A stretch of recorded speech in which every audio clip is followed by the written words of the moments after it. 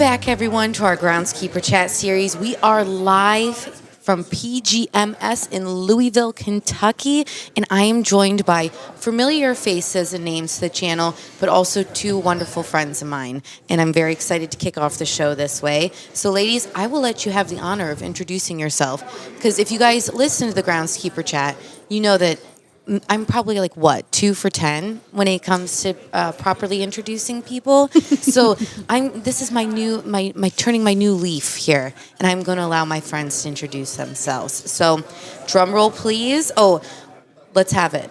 Hit it. I have no idea what's going to come up here. Very Halloween-esque. Appropriate. I will say, whenever I pull this thing out at home, the soundboard, my sons will mess with the colors.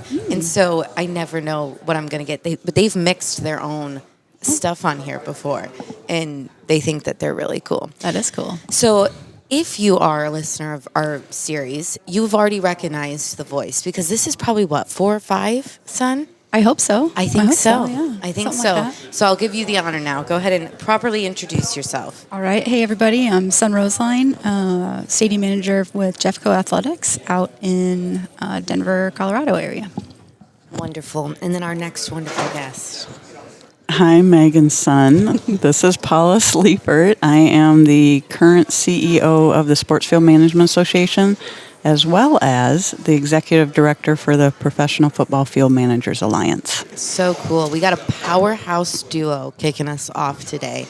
Two of, I was going to say this is, the kickoff to conference season, but it doesn't really end for you two. It's kind of just a continual loop of events like this, and somehow, Sun, for you managing a field in between. But this being, for me, the official kickoff of conference season. So it's nice to, see life being, you get the same, it's almost like the same aromas, are filtering through, even though you're in a different location every time. Right. But the official kickoff to conference season, we're going to have a few episodes here for you guys live from PGMS. But Paula, the last time we talked to you was only a few short months ago. So update us on the World Listening Tour, how that has, been going. I know that you guys were in Kansas City, and you guys have, done some scouting for the Fort Worth show. So tell us how the listening tour kind of has been going since we last talked. Well, I am pleased to announce that we had our board meeting last week, and So I cool. say that because that was my second official board meeting. The first board meeting that I was officially on board took place in June, and I think I was a whole 2 weeks on the job. Nice. So when I faced the board this time, I was honored to say we had concluded the listening tour efforts, and I did a summary for the board of which we reviewed, and lots of input and dialogue along the way. And I am now 4 to 5 months into my new role, so still definitely learning along the way, but the passion, the input, the impact that people can have by providing this feedback is super powerful. And in my opinion, watching the board listen to the results was eye-opening and refreshing insofar that we finally have an idea of where we need to focus, where we need to move forward, what we need to celebrate, and why. Yeah. And it's really exciting times. And the best part of it all is it came from membership. Yeah, very cool. And I'm super excited about that. I love that. And I can't wait to see it, be alive in fruition at the conference this year, because I think it's going to be a really exciting time for all the members, but all the people who worked so hard to get us to this point. And a huge thank you to everybody that reached out to me, engaged with me. It could have been on email, it could have been on Facebook Messenger, it could have been on LinkedIn messages, it could have been Zoom, it could have been a phone call, just any way they wanted to access me. We allowed that as an organization, and I think that was a super approach. I was overwhelmingly busy, and every time I got off the call with somebody, and all membership categories were represented in this feedback, I just was more and more energized. Wow. Now, that isn't to say there isn't work to be done. Yep. There is definitely improvement that can be made, but there's also stuff to celebrate that we probably need to do better at celebrating as well. So I'm excited for the future. Very cool. I'm excited as well. And Do you have to change your number now? No, not at all. I don't want to hide from members. I want to be accessible to members. I love it. And what you just said about, getting off the phone and being re-energized, that is at the core of why I keep doing the podcast, because even if it's me and my mom that listen to the episodes, I take so much from sitting down and actually recording them, because you do. Each time you have the opportunity to talk to somebody in this industry, you walk away with a new zest for life. I swear. And people can't understand that. I've said it a million times on this podcast. When you try and capture what this group is and how much passion and pride there are in the jobs and in the daily things that we do, it's incredible. And you do walk away just re-energized and ready to take on what your task may be, whether that's Zoom meetings and meeting with members, or it's physically painting or cutting grass or what have you. Mm-hmm. So, Sun, update us on how it's been there in the beautiful state of Colorado.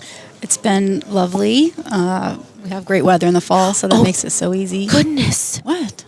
Have you been neglecting to do your week-by-week update on Twitter? I wasn't sure if it was getting old, so I've spaced it out a little bit, but I've had updates from the hashtag Best Office. Heartbreak. And our crew of 2.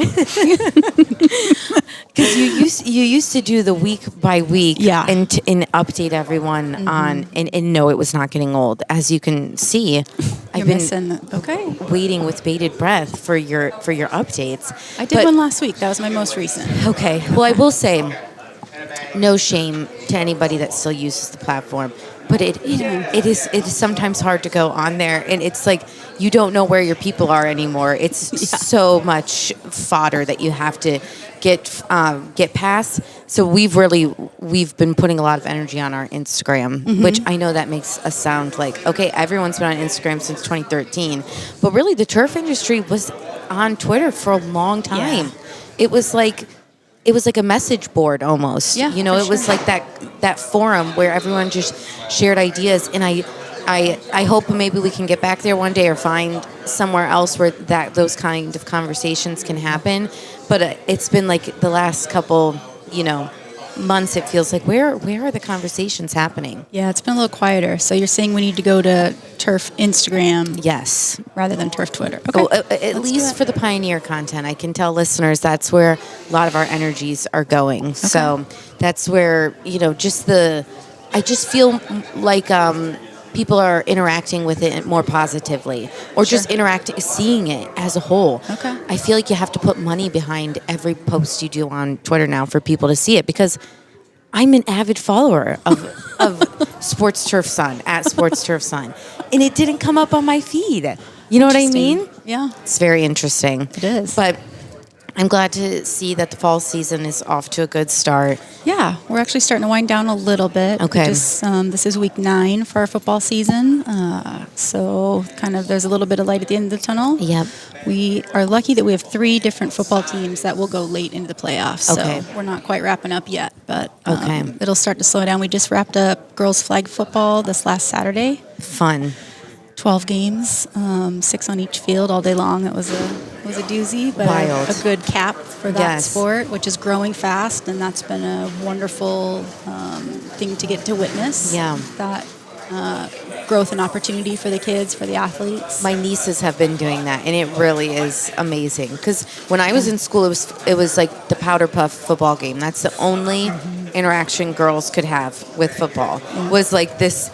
It was like a show of sorts, because the boys would dress up as cheerleaders, the girls were out there all dressed up. But now my nieces, that was the first sport their parents put them into, was the flag football, instead of the typical maybe little kickers or softball or something. They did flag football, which I love. Yeah, it's awesome. I'm loving seeing the growth and the opportunity that's there for kids now. I wish it were around when I was an athlete back in the day. It looks like it would have been a lot of fun to play. A lot of fun. But, it's been great. So So we are here, like I mentioned, at PGMS. So this is, for us, not our typical, SFMA backdrop. So this is us coming to, partnering with another organization of sorts.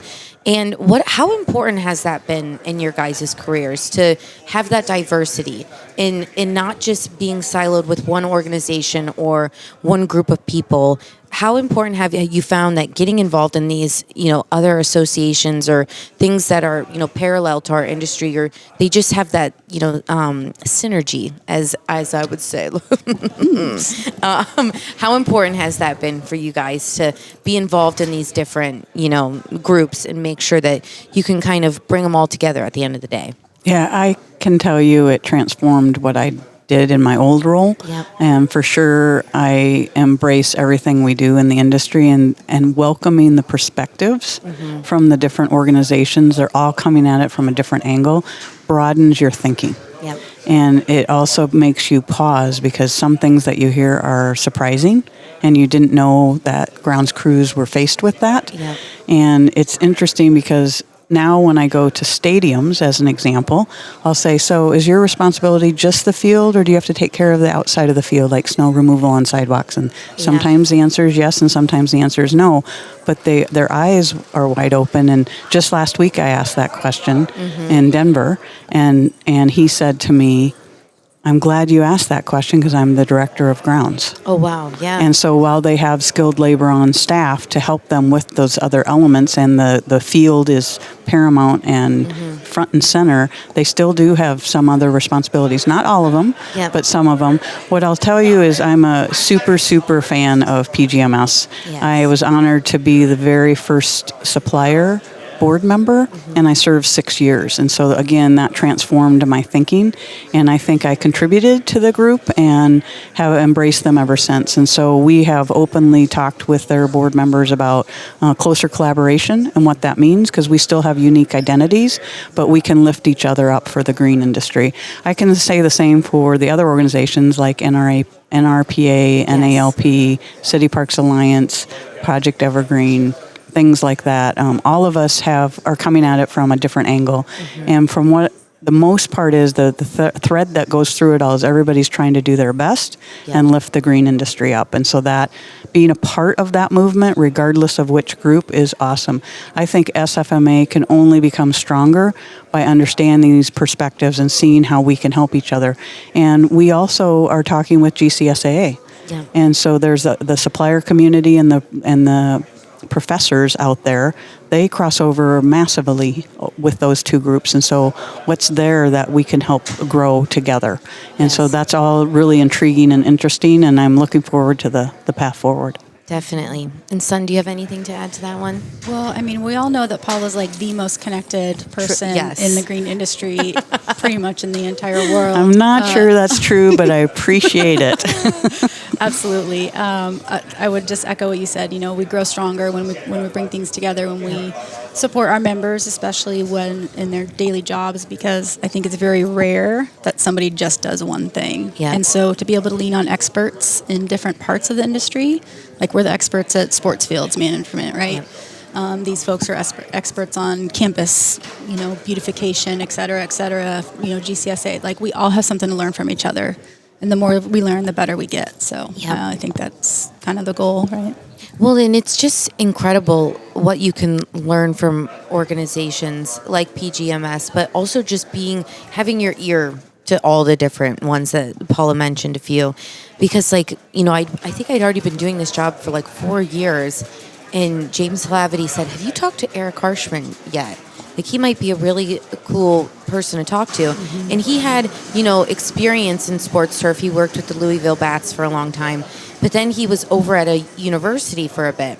And I was like, I've already talked to him about baseball stuff. I don't need to, have him on again for baseball fields. And he's like, oh, no, that's not what, he does anymore. And I remember having Eric on and just being like, oh my gosh, somebody does that? And it's after 4 years of literally telling people, open your eyes, there's somebody doing these jobs. Yeah. I had the same experience where I was like, oh my gosh, somebody does that, and they're in our own industry. And just when you can support. When you know them, you can support them. If you don't, know that even exists, how can you show your support? So. And with PGMS specifically, we have 3 SFMA board members here. Oh, very cool. One is Sun, one is Chase, and one is Zach. Wonderful. And they're all 3 being invited to speak. And we also have PGMS speaking at the SFMA conference in January of 26. Wonderful. So super excited about that. So this collaboration that I'm talking about, we have expertise. We just need to allow it to be heard and create a platform where we're collaborating. It's equally beneficial for both organizations. Definitely. And really at the helm of that has been, Vince Jaganowski. I hope I said it right. I've said it 1,000 times in the past several months, but you never know with that one. Really being open to those conversations and pushing that needle forward. And even just getting to spend time with him candidly or professionally, you can see that he has enough passion in his body to move the needle forward, probably on his own, but the fact that we're going to do it alongside him is really exciting because just how much more we can accomplish that way. Yeah, his leadership is paramount for PGMS, and I'm watching him personally and professionally grow as he's watching me, and it's so much fun because we're cheerleaders of each other. I love that. Yeah. And, also we have, the alignment and the synergy that can happen when these groups get connected and grow together, but also the community. Like, finding your people in all the different corners of the world, that is so important. Whether you are facing a challenge personally or professionally, having people that you can call on, how, impactful that is. And having people that are, not so close to the issue as well. So broadening your horizons and really finding that community in a larger pool, because sometimes that problem could be with your immediate work crew, or it could be within your, company. And being able to reach out and being find those perspectives from people who aren't so close to it, but who can still really understand the challenges. When have you guys found that to be beneficial in your careers? Daily, it seems like. Yeah. I think that there's so much strength in having a network and a support group. Regardless of what the challenge is, there's somebody that I can reach out to at any point in time. And they're, the coolest thing about our industry is that the information sharing and how willing people are to help each other and support each other especially through difficult stuff. But even just bouncing ideas off of each other, there's no way to get better other than trying something new. Yes. And to improve upon something is my goal. I want to get better every single day at what I'm doing. Yeah. And it's great to have feedback from other eyes, other vantage points, and I think we just get stronger with that support behind us, and you get a little bit braver too. Definitely. I might be willing to try something, throw my hat in the ring for something, or try a particular application on the field or what have you. If I have a little bit of confidence behind. Definitely. From somebody else too. Yeah, so. just those people, invested in the outcome along with you is always really important. Yeah. And Paula, we saw it live out this past year. People, call to arms. Paula Sliefert, we want her as president of the world. Yeah. Your thank you. came and really rallied for you. Yes, I can't tell you how appreciative I was of that. Humbled, for sure, but the safety net of the community of the green industry and all those organizations that I've mentioned earlier, that's what kept me less sad when I was going through the career transition. And so I ended up pivoting and making sure I was always being positive. I woke up every day saying, what's something positive today? But the outreach of people that talked to me during a time when I had nothing to give them was amazing. And I'm not sure I could have gotten through that without this. And then the wealth of support from the NFL guys specifically that helped me recognize I had a skill set I could help their organization. And then I went through the rigorous process of getting hired at SFMA and the questions along the way were telling, because I just had this wealth of people behind me, encouraging me, making sure that I knew my confidence wasn't shaken. They knew what I could help do with the organization, with the guidance of the board of directors, things like that. If I had not had that, I would have landed differently, I'm sure. And so at the forefront of all of this, what we're talking about is people. Yeah. And people matter, and relationships, if you take care of them, will pay you back when you're not even expecting it, and that's not why you're in relationships, if you will. Yeah. And so I foster those as best I can. I'm human. I'm imperfect. So I misstep along the way as well, but the grace that the community has also provided me has been amazing. So I feel #blessed. That's amazing. Love it. #best office ever. That's yours, right? Just best office. Best or office. Crew of 2. Yes. #blessed. I love it. Well, tell us a little bit about the panel that you guys are going to be doing today. Let's talk a little bit about the themes there and what you guys hope to bring to the conference and what people walk away with. So excited that we were invited to do this. Vince reached out clear back in February when I was in between jobs, and I can't thank him enough for this opportunity. And we have a great panel. It's going to be Meg, Sun, Warren, and I. And we're actually going to pivot. This is the third year this group has gotten together, and we're going to pivot a little bit this year. And instead of just being a panel, we're going to be doing breakout groups. Oh, the very topic cool. around this will be workforce development. So 4 areas of concentration, and then about every 10 to 15 minutes we're gonna move. Okay. And so you get to hit all 4 topics. And then there's a board member from PGMS that is going to be the scribe. Wonderful. And we've invited them to partner with us and then do the report out at the end so everybody can hear the summary of what was discussed at all 4 groups. That will be developed into a takeaway that can be put into the app and all the attendees can have access to. The 4 areas include recruitment, retention, training, and mentorship. Mm-hmm. Very cool. And which one are you going to be hosting, Sun? I'm going to be talking about recruitment. Okay. Yeah. And, from my perspective, my seat, that's a little bit of breaking down barriers for women to enter the industry. Yeah. 50% of the population is quite the labor pool that's being missed out on. I just ran the numbers with some help from headquarters. SFMA membership is up to 7% female members, which is fantastic. Very cool. We've seen some growth in that area in the last couple of years. Last time I checked, it was 4%. Yeah. So we're seeing some growth, which is great. Hopefully helping fill those skilled positions throughout the country, because we all need help on our crews. Yep. And there are certainly very capable people out there who happen to be women, and there's no reason that they shouldn't know that it's a job, know that they can be successful in the industry. So definitely. That's kind of starting it off. And really, the success you've had in recruiting women for the Little League World Series and to join the Women in Turf team speaks so wonderfully to that topic and how you, goodness gracious. Everybody's okay. Everybody's okay. I mean, I am not. I'm going to have to edit that out, and that is, let me make a mental note, 23 minutes, okay.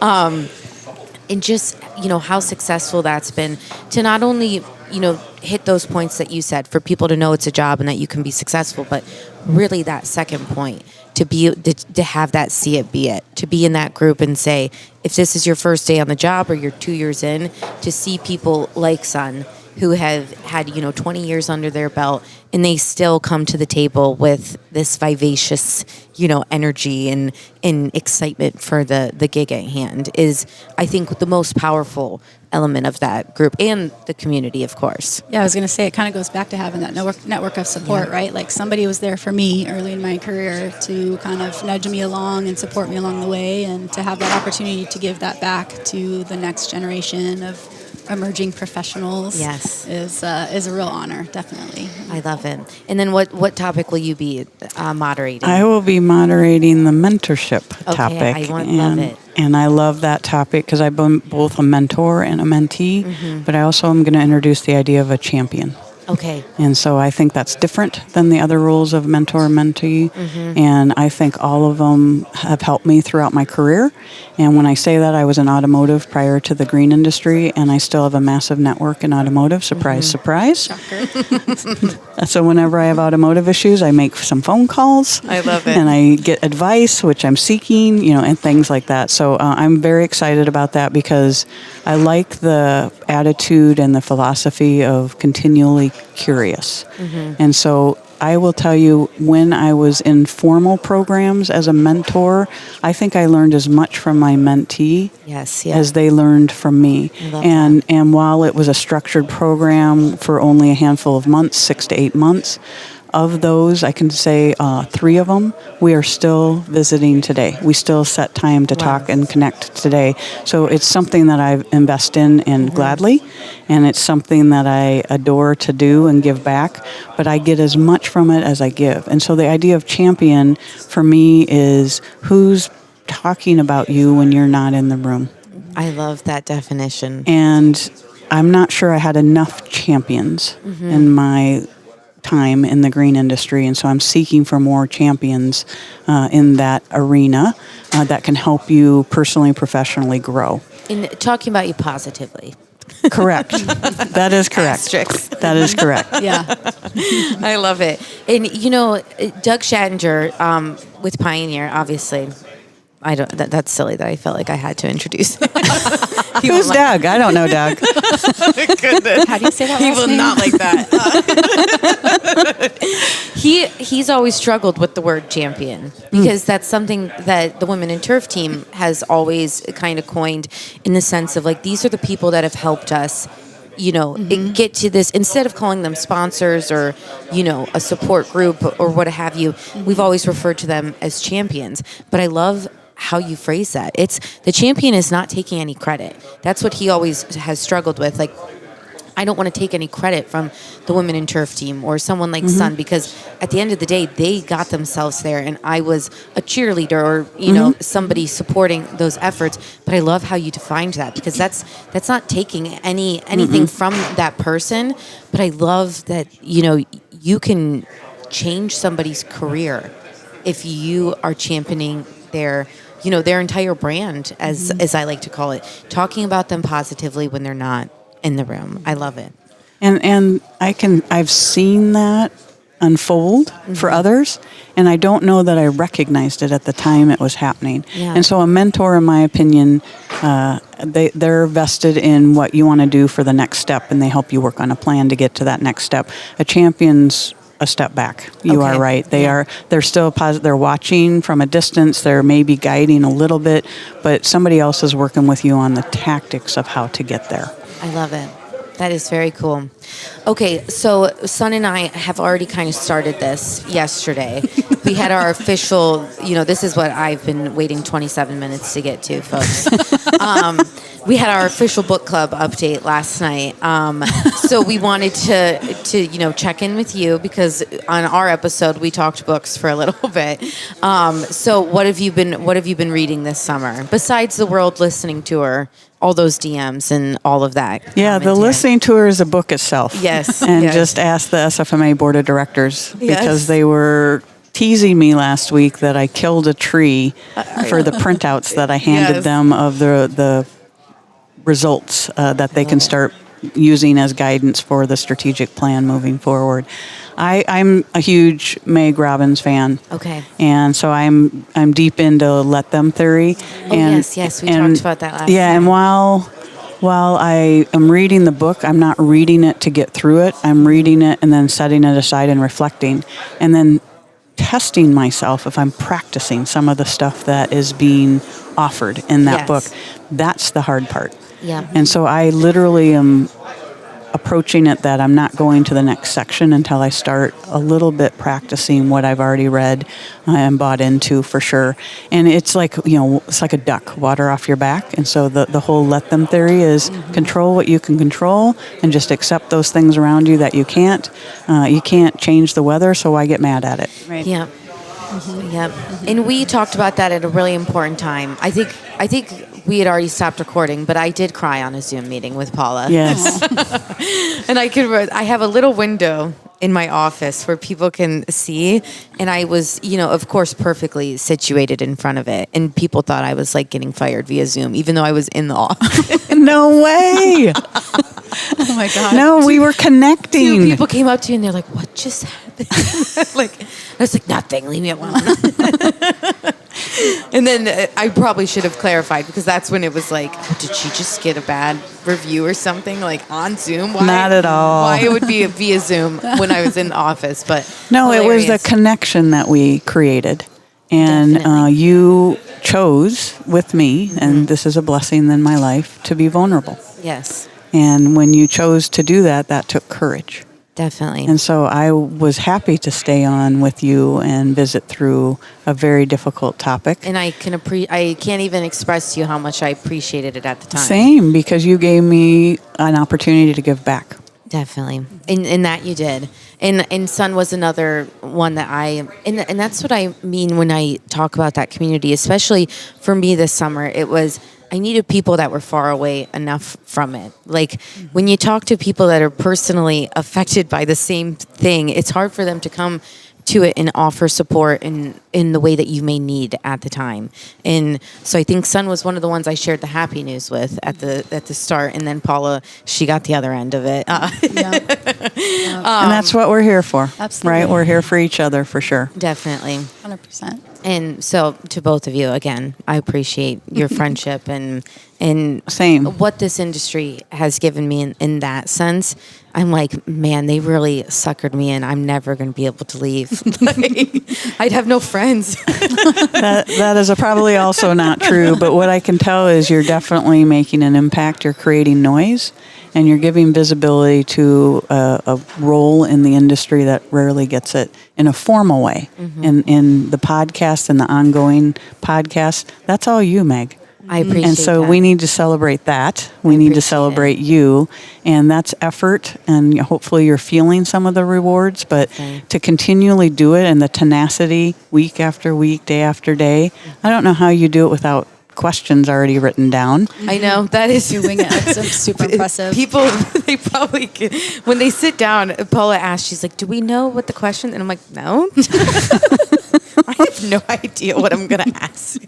I came from a corporate environment, so I'm used to being scripted a little bit more. And it's funny because there are definitely places where it's, you have to go through a comms department in order to get people to agree to come on. And I will send them an outline, and I will always start with the first question on the outline. And I tell them, I was like, just know that once I get going, I was like, It's a mystery. you'll have the green light at the end. Like, I won't post it if you absolutely hate it. But yeah, there's having no idea where I'm going when I often pick up a word and start a sentence. It's an adventure for sure. Well, I'm here for it. Don't you agree, Son? It makes it authentic? Oh, absolutely. 100%. Yeah, it's a conversation versus like Yes. when it's scripted, it's not as genuine.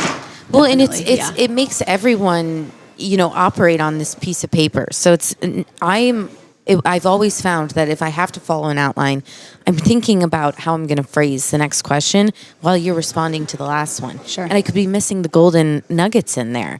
But if it's really treated like a conversation, then it flows so much more naturally. Yeah, you're darn good at it. And something that I've always resonated with Sun on is, the things that keep us grounded outside of the gig. And you do such a wonderful job at that. You love live music, or at least we share some of the same things in that sense. We both really love live music. Yep. We love the books. You love your pets. And your wife. And your wife.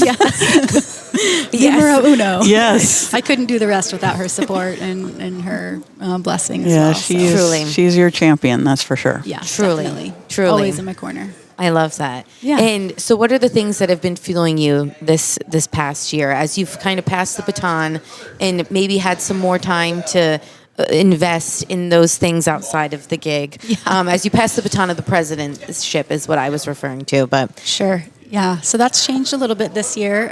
Throughout the past couple of years, I've been super involved, day to day, week to week, Zoom meetings, and then when we're lucky to get Paula on board, then the whole executive committee's had the opportunity to take a step back and get back to what a normal board role is.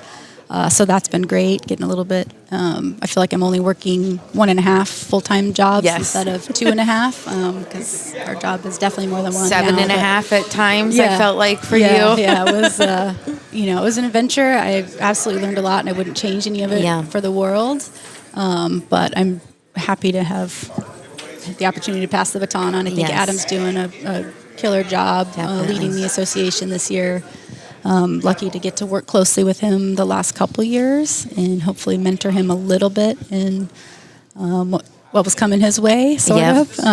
But yeah, I think he's doing a great job as the president this year, and I'm thrilled to have the opportunity to still observe it. Yes. From a little bit of a distance this year. Yes. And I have to commend Sun because as past president, she also has the obligation to create the slate for the next round. And they're in the thick of that at the moment. It will become when it becomes public, it becomes public to everybody at the same time. But Sun's been leading those efforts, and it's impressive of how you're navigating that. So I'm really pleased with what you're doing. Thanks, Paula. I love it. And how cool it will be when people look back and, see the president's overtime, and yours just has a big old chunk on the timeline. I love it. It feels right for me. It's an adventure. It was an adventure for sure. So, Paula, a similar question to you. What are the things that you do outside of the gig to help you stay grounded? What are those things that just refuel your fire that, you go and do them and you're like, yep, that's why I wake up every day and breathe? That's a great question. I will say the last, 8 or 9 weeks, I haven't done a lot. Yes. With the exception of two huge things. Number one, family is key to me. And while I'm not married and have no kids, I have 7 nieces and nephews and 4 brothers and sisters, and my mom is still alive. So my 83-year-old mom, I love her to death. She pushes me almost every day. Yes. And one of the first nephew, the oldest nephew, he got married in September. Oh, so sweet. And what trip did he pick when you did? Iceland. Okay. We went to Iceland together. Okay. And it was interesting the morning. I think, he seems still pretty young to me, and that's his life, his choices. How old is he? 23. Okay. I got married at 22 and my husband was 21. Yeah. We're really wacky, but we're doing okay. Yeah, they're clearly in love. The wedding was amazing. Weather couldn't have been better. Oh, just the so joy awesome. on he and his wife's face, it makes it all the difference in the world. Yes. Really interested in their future and how that's going to unfold. And it's so funny because the morning of, I'm like, he's going to be busy today, and he's celebrating with not only his family, but also all of his close friends and everything. So sometimes you don't get as much access, even when he's the groom. And so I texted him in the morning and I said, happy wedding day, ball and chain, better half, and I looked up all of those things and put it in the text, and I just got a heart back. I love it. So when I was going through the receiving line, his wife steps forward and she goes, I picked ball and chain.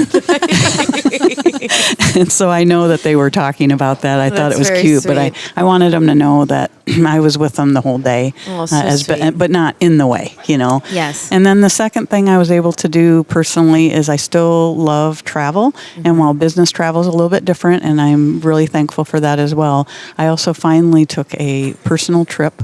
One of my best friends from undergraduate school, she and I celebrated a friend or a partner of hers that got one of the highest honors in the tennis coaching industry. Very cool. And we went to Hawaii together. How did I miss that? For about 10 days.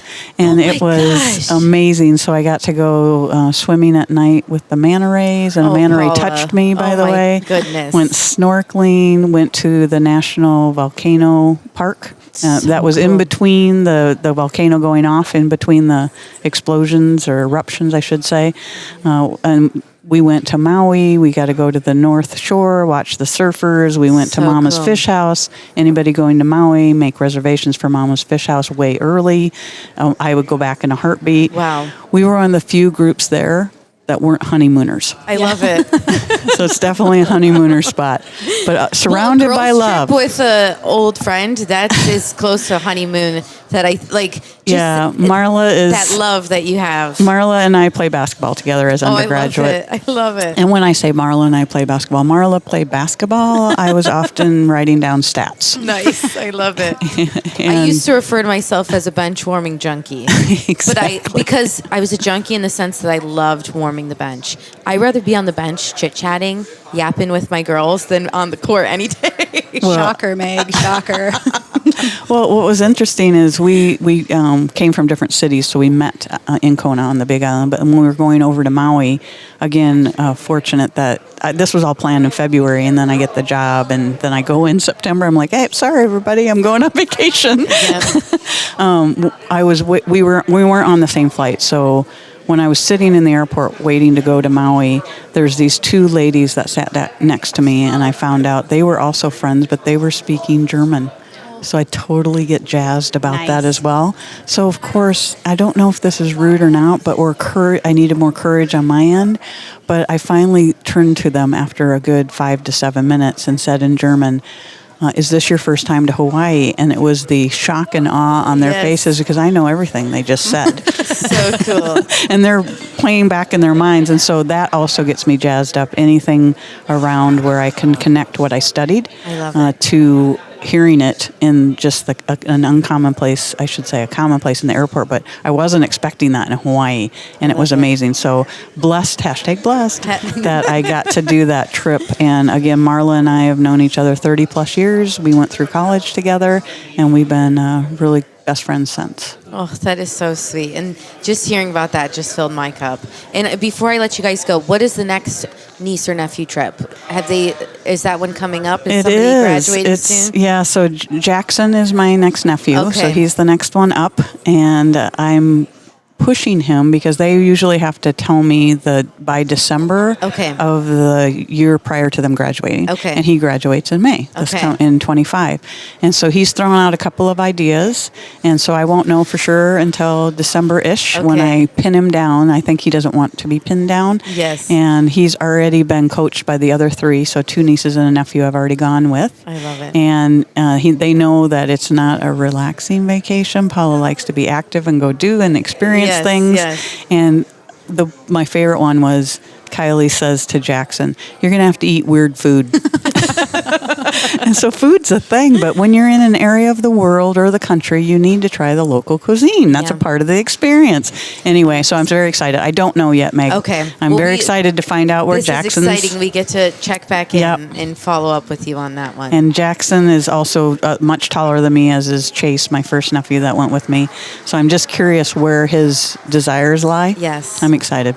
Wonderful. And I'm hearing a round of applause. So I think our first speaker, Dave Meller, is starting here soon. I love Dave Meller. So yeah, let's get in there and enjoy it. I appreciate you guys so much. Appreciate you, Meg. And kicking us off here. Amazing. You guys are the best. All right, Thanks, thank Meg, you, folks. for all you're doing.